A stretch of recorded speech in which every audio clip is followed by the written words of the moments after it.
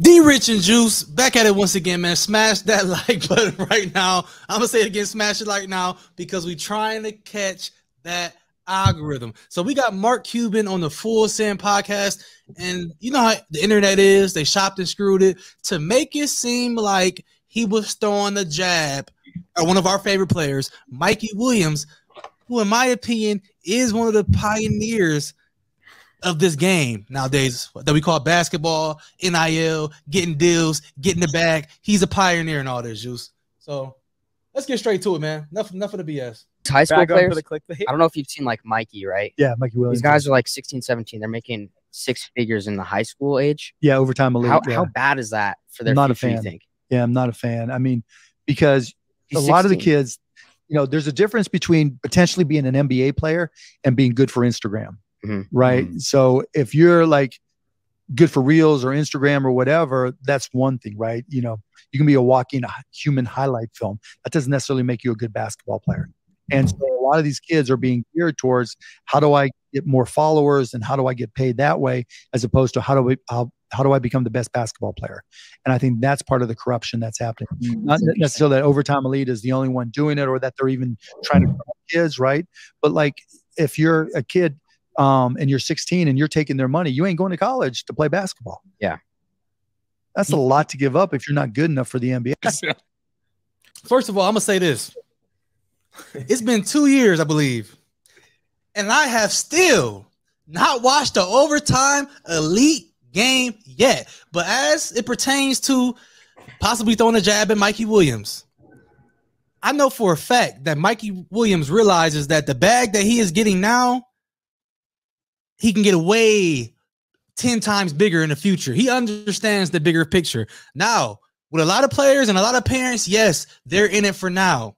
They are. You know, some of these people getting this bag, they're getting lackadaisical. They feel like they're a superstar and they feel like they made it already. But me, myself, I've had conversations with Mikey Williams. I know people who know Mikey Williams and talk to him and around him on a daily basis. He understands that it's a bigger picture. That's why when I made the joke and I said he came with the Scat Pack and he could have came Lambo, I was serious. Because he for damn sure could pull up in a Urus. But he got the Scat because he's trying to keep himself level-headed. Because he knows it's a bigger picture. He knows if he does not make it to the NBA, I'm not going to say all this stuff was pointless, but then he got to live with that for the rest of his life, Juice. Man. Now, Mark Cuban, he's an entrepreneur, right? I would like to call him a capitalist. So I don't want to come on here and make it seem like I'm bashing kids for getting the bag now. I don't want to make it seem like that. But it kind of scares me in the future to where this game is going, because I feel like what he said is true in the sense that a lot of people are worried about getting the bag now and not worried about how they can become an NBA player or become the best version of themselves. I would never choose overtime elite for the little 150,000, 200,000, or whatever they're getting over the college experience. You know where I stand with that. And I'm always going to stand 10 toes with that. I feel like I'm talking too much, Juice. What you think, man? Nah, I ain't going to lie, bro. I completely disagree with Mark Cuban. You know, I feel like he doesn't, like, I respect Mark Cuban, like he's the GOAT, bro, but I feel like he doesn't see the other side. And I feel like a lot of people out there too, they don't understand that the NBA is not the end all be all for a lot of players, believe it or not, bro.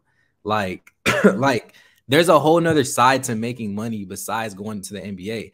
Some players at the high school level, they understand that they can't make it into the NBA. Not everybody can make it to the NBA, bro. How many people get drafted? Only 60 players get drafted in the NBA. How many people are even in the league? How much? Like what, 300 or something? It's a very small percentage. Like super small percentage. So think about it, bro. All these guys are going to the overtime league. I'm not saying they don't think they can make it to the NBA, but they see the other side of it. There's a lot of players, not even players, a lot of hoopers that aren't in the NBA that make thousands, that make millions of dollars on YouTube, or they have their own podcast. They are offering branding. Like the overtime elite is not just developing your game, bro. It's developing the person that you are, your overall brand. And you can use that to make money or start different avenues, go into different business ventures within basketball, bro. And I feel like he personally doesn't see that. There's a lot of people, I know there's a lot of people out there who are 16, 17, who would take 100 bands right now, bro. I would take 100 bands right now to go to the Overtime Elite because I know I'm not going to the NBA and I can flip that 100K into something else, bro. And then I can improve my branding. I can start a YouTube channel. I can do this. You've made thousands of viewers. You've made thousands of dollars, bro.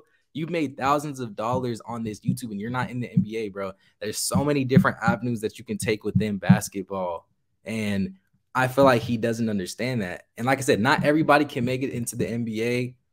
And I think the Overtime League, it's not a bad idea, bro. It's really not, because they offer so much more than the money. Like there's a bigger picture to it. That's all I'm saying. You done yet? I think I'm forgetting something, but for now, yeah, bro. Now, when he talks about players focused on getting the money now and getting these followers, yes, it's a percentage of high school basketball players who know for damn sure they're not going to the NBA. Like a Tristan Jazz, he knew for damn sure he wasn't going to the league. Some of these YouTube hoopers, they stand no chance. I think what he's talking about is players who actually have a chance of going to the league. When we talk about these 5-star players or 4-star players, if you ask them what's in their near future, they will all say the NBA. They all believe that they have a chance of going to that level. Of course, there's players playing high school basketball right now that got handles, can do all this nice stuff, but they only 5'6" or 5'7", might even be 6 foot, but their game does not translate to the next level, and they know for damn sure they're not going to the league. But when we talk about these players that are going to Overtime League, sacrificing some things for the money now, like he said, maybe sacrificing becoming their full potential. He's talking about a certain caliber of player. Now, these YouTube hoopers that you're talking about, Juice, these guys stood no chance of making it to the NBA. These guys stood no chance. It was cool. Maybe they was cool. They look nice and stuff, and they're making a bag. Yes, they are. Shouts out to them. They doing their damn thing. But we was never talking about them. I can't look them up on rivals.com. Do they got a profile? Yes, do they got offers with the check marks? A lot of them actually played overseas. And also, like I said, a lot of people don't understand Overtime Elite, bro. These players, they can actually structure their deals. One, they don't have to accept money. You can just go there, just develop your game and play there during the season and not accept money and still have your college eligibility. You can also accept the money and still go to college, but you just can't play basketball. You know, there's different avenues you can take to still get to the NBA. Three players from Overtime Elite this past year in this draft, they are in the NBA right now, bro, and they played in the Overtime Elite. So people, like I said, it's not a bad idea. People just don't understand it. There's a bigger picture to it, and you know, nobody just doesn't understand. I believe that people now can still maintain their college eligibility. Can do, bro. They don't have to accept money. Like, what do you not understand about that? And going to the Overtime League, you're surrounded by a lot of people that can set you up and set you up to meet the right people, put you in positions. You know, it helps your branding, it helps your notoriety. You can get in front of the right people, bro. It's not just about the bag.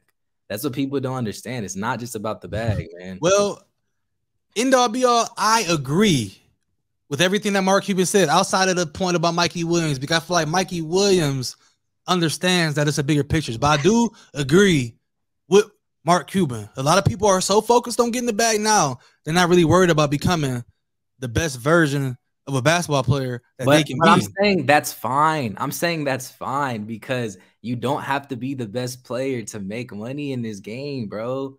You don't have to go to the NBA to make a lot of money. Mikey Williams right now is the perfect example of that, bro. He's not in the NBA, but he still makes millions of dollars, bro. He doesn't have to go to the NBA. He's straight. With all the money he's getting, bro, if he's smart, he would reinvest that money into something else, turn something into a businesses, bro.